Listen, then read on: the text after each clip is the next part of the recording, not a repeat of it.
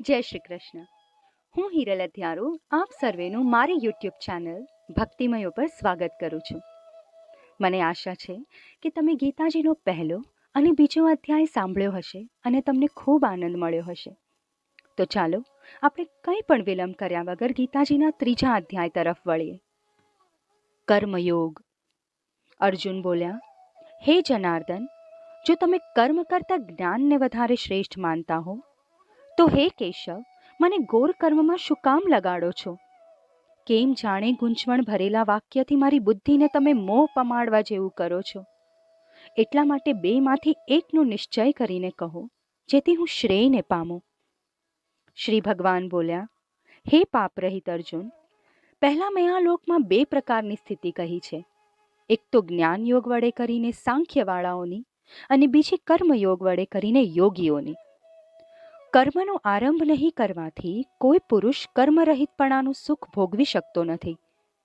તેમજ કોઈ સંન્યાસથી સિદ્ધિને પામતો નથી. ખરેખર કોઈ પણ મનુષ્ય એક ક્ષણભર પણ કર્મ કર્યા વગર રહી શકતો નથી. કારણ કે પ્રકૃતિથી ઉત્પન્ન થવાવાળા ગુણો વડે સર્વે લાચાર થઈ કર્મ કરવામાં પ્રેરાય છે.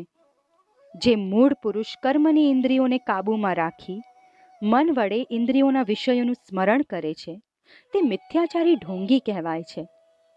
હે અર્જુન, પણ જે મનુષ્ય મન વડે ઇન્દ્રિયોને નિયમમાં રાખી ફળની ઈચ્છા વગર કર્મેન્દ્રિયો વડે કર્મયોગ આચરે છે તે ખરો આસક્તિ વિનાનો છે અને તે જ શ્રેષ્ઠ ગણાય છે. તું તારું નિયત કર્મ કર્યા કર, કેમ કે કર્મ ન કરવા કરતાં કર્મ કરવા તે સારું છે. અને તારા શરીરનો નિર્વાહ પણ કર્મ ન કરવાથી ચાલશે નહીં. યજ્ઞ સિવાય બીજાને માટે કર્મ કરવાથી આ લોક કર્મના બંધનમાંથી પડે છે. હે કુંતીના પુત્ર અર્જુન, ઈશ્વર માટે ફળોની ઈચ્છાનો ત્યાગ કરીને સારી રીતે કર્મ કર. પૂર્વે પ્રજાપતિએ યજ્ઞની સાથે પ્રજા સર્જીને કહ્યું કે આના વડે તમે વૃદ્ધિને પામો. એ યજ્ઞ તમારી ઇષ્ટ કામના પૂરી પાડનાર કામધેનુ થાઓ. આનાથી તમે દેવોને તૃપ્ત કરો, તે દેવો તમોને તૃપ્ત કરે. એમ એકબીજાને સંતોષ આપવાથી તમે પરમ શ્રેયને પામશો. કારણ કે યજ્ઞ વડે તૃપ્ત થયેલા દેવો તમને ઇષ્ટ ભોગો આપશે. તેથી તેઓનું આપેલું તેમને પાછું નહીં આપનાર જે કોઈ ભોગવે છે તે ખરેખર ચોર જ જાણવો. યજ્ઞની પ્રસાદીનો ભોગ કરનાર સાધુ પુરુષ સર્વ પાપોથી બચે છે. જેઓ પોતાને જ માટે રસોઈ તૈયાર કરે છે તે પાપીઓ તો પાપને જ ખાય છે. અન્નથી સર્વ પ્રાણીઓ પેદા થાય છે, વરસાદથી અન્ન થાય છે, યજ્ઞથી વરસાદ થાય છે અને યજ્ઞ કર્મથી થાય છે. વળી કર્મ વેદથી અને વેદ અક્ષર બ્રહ્માથી એટલે પરમાત્માથી થયા છે. એવું નિશ્ચયપૂર્વક જાણ. એટલા માટે સર્વવ્યાપક બ્રહ્મ નિત્ય યજ્ઞમાં રહેલા છે.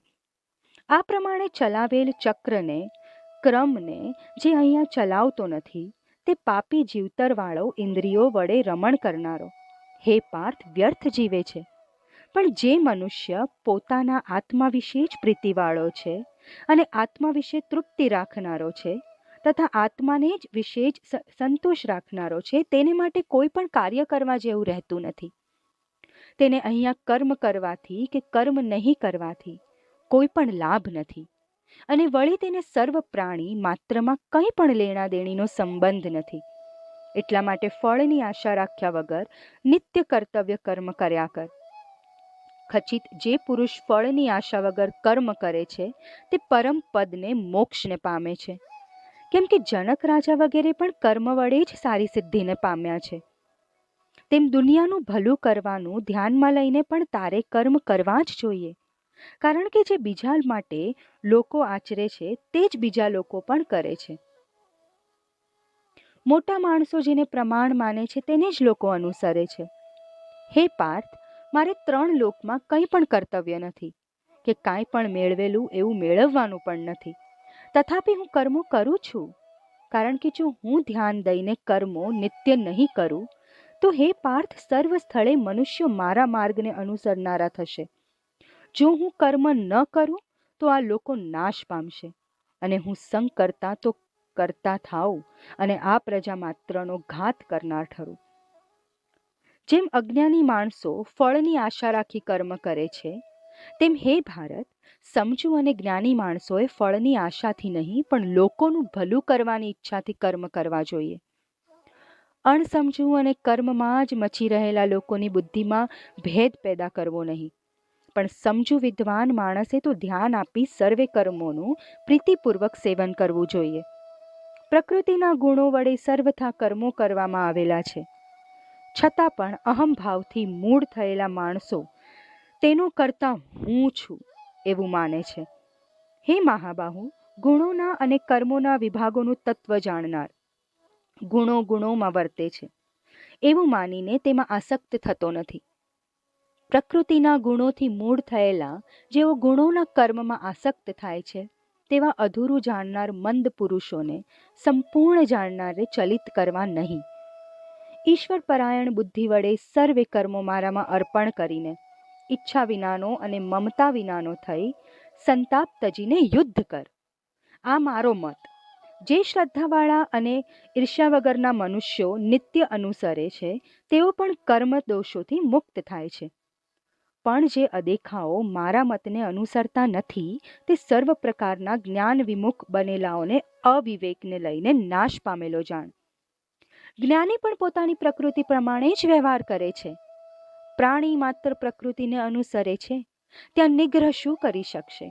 ઇન્દ્રિયોના અર્થમાં રાગ દ્વેષની વ્યવસ્થા છે, તેટલા માટે તે બેમાંથી કોઈને પણ તાબે થવું નહીં, કારણ કે રસ્તામાં આ બે જ લૂંટારાઓ છે.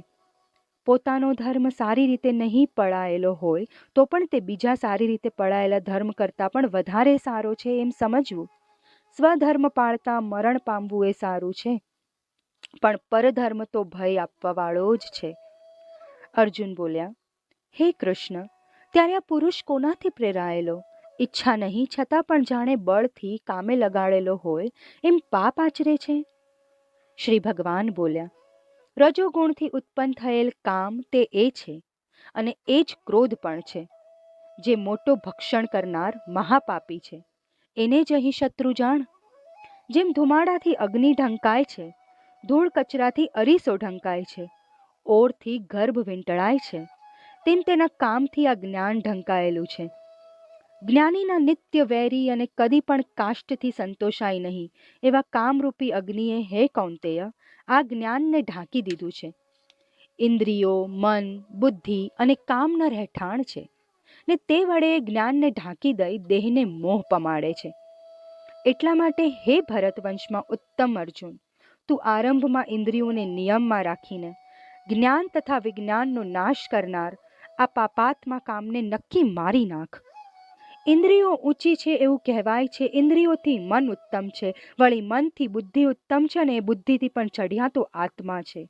એ પ્રમાણે બુદ્ધિથી આત્માને ચઢિયાતો જાણીને આત્માને આત્મા વડે સ્થિર કરીને, હે મહાબાહુ, મુશ્કેલીથી પકડાય એવા કામરૂપી શત્રુને મારી નાખ. ઇતિ શ્રીમદ ભગવદ્ ગીતામાં શ્રી કૃષ્ણ અર્જુન વચ્ચે થયેલ સંવાદમાં કર્મયોગ નામનો 3જો અધ્યાય સંપૂર્ણ. આપ સૌને મારા જય શ્રી કૃષ્ણ. આપણે ફરી મળીશું ગીતાના 4થા અધ્યાય સાથે. ત્યાં સુધી તમારું અને તમારા સ્વજનોનું ધ્યાન રાખજો.